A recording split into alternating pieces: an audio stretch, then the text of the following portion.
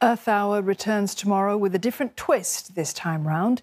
The annual campaign involves people switching off their lights for an hour, a symbolic commitment to fighting climate change. Now, this year, the Worldwide Fund for Nature, or WWF, is getting you to write down your Kosong Plan. Now, Kosong means zero in Malay, with the plan aiming to get everyone to reduce their carbon footprint. Well, for more, we're joined by June Si. She's Policy and Advocacy Specialist at WWF Singapore, and filmmaker Eileen Chong. Ladies, good evening. Eileen, let's start with you. You talked to ordinary people for the campaign's video series. Which stories left a deep impression, perhaps, on you?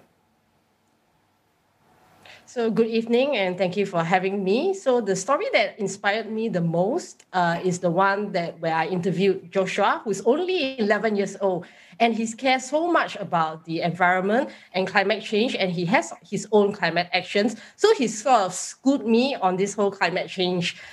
So what happened is that I was very inspired by him. And as an adult, I was asking myself, an 11-year-old boy cares so much about the environment. As an adult, what am I doing? And what am I doing to leave a better environment for Joshua? So that's the story that inspired me the most. June from WWF, I just love the name, Kosong Plan, fantastic campaign name.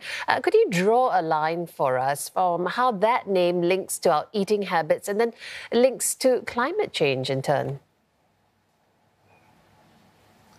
Good evening. So thank you so much for having me as well.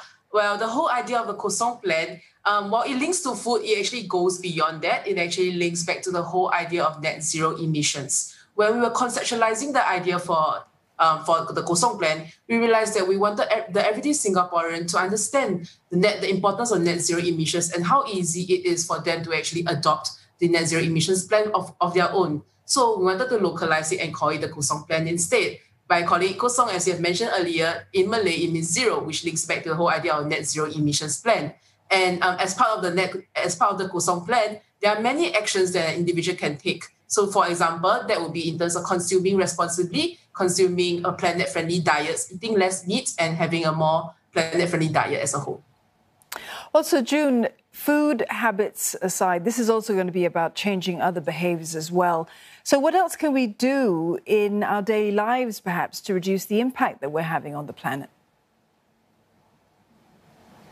It is actually really easy to make small changes to your daily habits. So, for example, something as simple as traveling, you can actually choose to take the public transport over private vehicles whenever you are commuting to work or whenever you're commuting for any social activities. On top of that, at home, you can also choose to switch to a renewable energy supplier as well. In doing so, it can actually reduce the carbon emissions.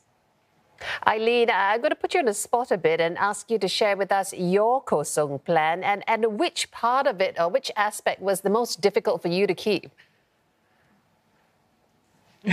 Okay, so I used to order food delivery like all the time, like every day. So what I'm doing now is I'm cooking more. And if I have to order, I opt out from single-use plastic. So I'm cutting down on that. So I think for me, it's about taking small steps. Every little thing, food that is reduced, food waste that is reduced is a small win for me. So I try to adopt that attitude instead of thinking, oh, it's going to be difficult or I have to change my entire life for it. All right, ladies, very lovely speaking with you. We've been talking to June Si, Policy and Advocacy Specialist at WWF Singapore, as well as filmmaker Eileen Chong. Thank you.